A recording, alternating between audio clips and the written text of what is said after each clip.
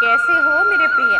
मैं तुम्हारा बाबा आज तुम्हारे लिए एक दिव्य संदेश लेकर आया हूँ और मैं चाहता हूँ कि तुम मेरे आज के इस संदेश को ध्यानपूर्वक सुनो, क्योंकि मेरे इस संदेश में तुम्हारे लिए बहुत सारा आशीष, आशीर्वाद, स्नेह और प्रेम भरा होता है मेरे प्रिय। तुम्हारे साथ साथ तुम्हारे कुटुंब को भी मैं इसमें आशीर्वाद और स्नेह देखते जाता हूँ और मैं चाहता हूँ कि मेरे शिष्य के घर में हमेशा सदा खुशहाली बनी रहे, परिपूर्णता बनी रहे। और मात्र एक संदेश ही है जिससे प्रिय मैं तुमसे जुड़ जाता हूँ और तुम्हें अपने आप से जोड़ लेता हूँ। इसलिए तुम आज के मेरे इस संदेश को ध्यानपूर्वक और अंत तक सुनना। इस संदेश से मैं तुम्हारा मार्गदर्शन करूंगा मेरे प्रिया। भीतर की लड़ाई को ज्ञान से जीतना सिखाते हैं श्री कृष्ण। सर्वगुण संपन्न और 16 कलाओं से परिपूर्ण श्री कृष्ण पूर्णता के प्रतीक हैं मेरे प्रिय। वह देवताओं में श्रेष्ठ हैं। बाल कृष्ण के रूप में वह बच्चों को प्रिय है। राधा कृष्ण का निष्काम प्रेम प्रसंग युवाओं को प्रेरित करता है। महाभारत के महानायक के रूप में वह योद्धाओं और योगियों के प्रेरक हैं तुम्हारे श्री कृष्ण।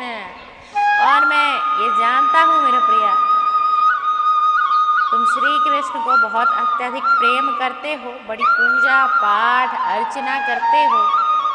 उनके भोग प्रसाद का तुम समय समय पर ध्यान देते हो मेरे प्रिया। इन सभी बातों का ज्ञान रखता हूँ और जानता भी हूँ।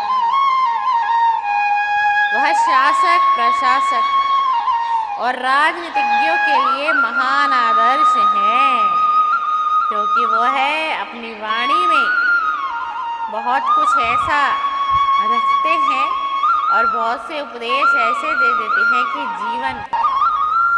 जीवन जो है ना एक मनुष्य का, वो तर जाता है।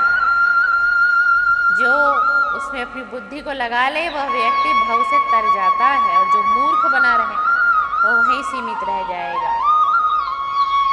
समाज की प्रत्येक भूमिका में वह पूर्णता की प्रतिमूर्ति है। देखा जाए तो महाभारत के सारे पात्र किसी न किसी गुण और अवगुण के प्रतीक माने जाते हैं।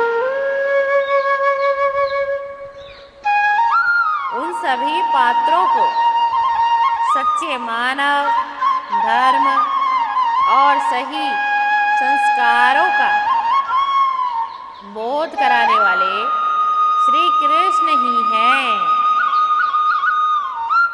महाभारत काल में उन्होंने हिंसा, परमो धर्म की बात कही और द्रौपदी को मोह जैसे मनोविकारों से मुक्त होने के लिए भी कहा है। उन्होंने द्रौपदी को ज्ञान दिया। मूल रूप से उनका गीता ज्ञान बुरी और विकारों संस्कार रूपी आसुरी संपदा का विनाश करता है मेरे प्रिय। साथ ही अर्थ और स्वधर्म, आत्मधर्म रूपी देवी संपदा की स्थापना के लिए प्रेरित कर देता है। वास्तव में लड़ाई बाहरी नहीं, वह तो मनोविकारों के विरुद्ध आंतरिक लड़ाई है। गीता का ज्ञान आज उतना ही प्रासंगिक है जितना इसकी रचना के समय था मेरे प्रिय। तुम ध्यानपूर्वक मेरे संदेश को अंत तक सुनना, तुम्हें गीता का ज्ञान भी दे जाऊंगा, क्योंकि श्री कृष्ण गीता के ज्ञान सबको ज्ञान प्रदान करते हैं मेरे प्रिय।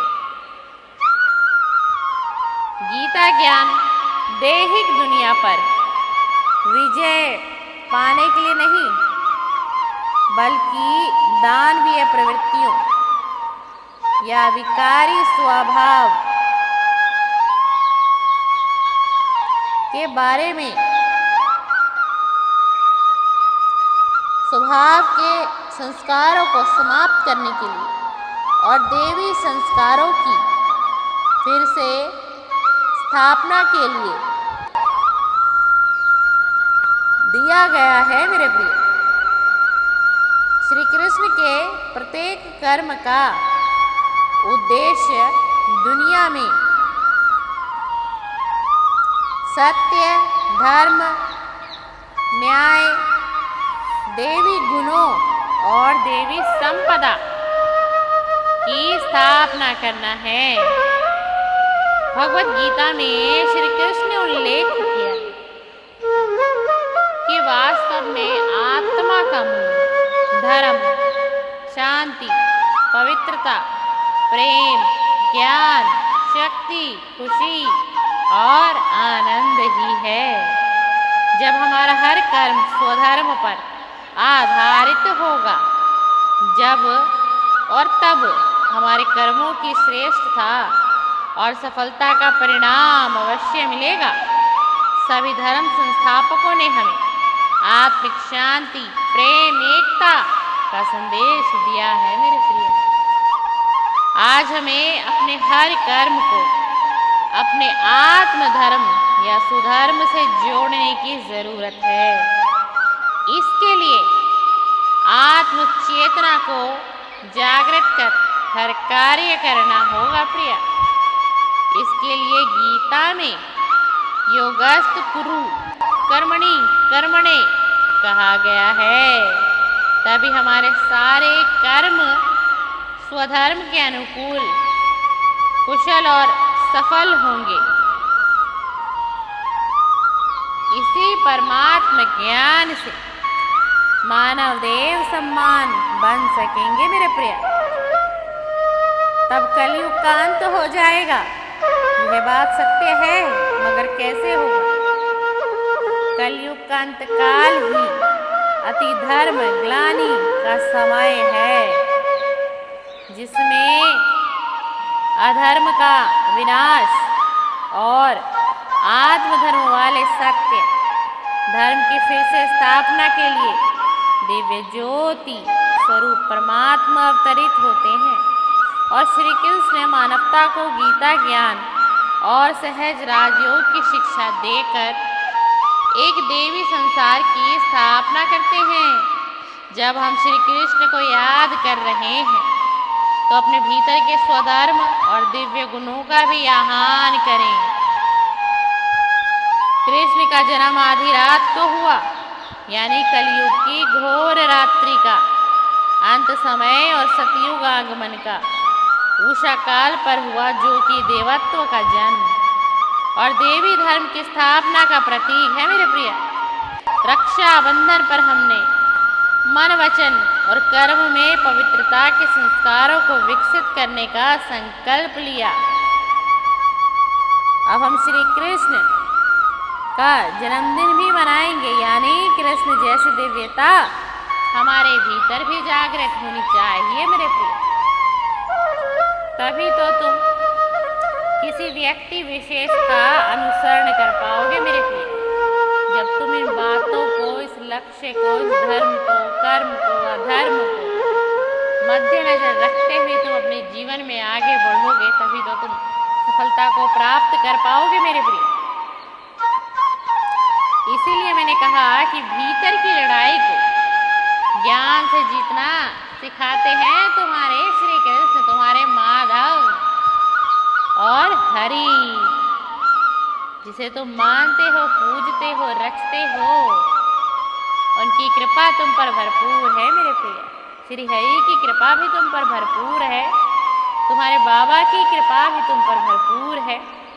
और मैं हमेशा तुम्हें सुख, समृद्धि, आरोग्य का हमेशा आशीर्वाद देता रहूँगा मेरे प्रिय।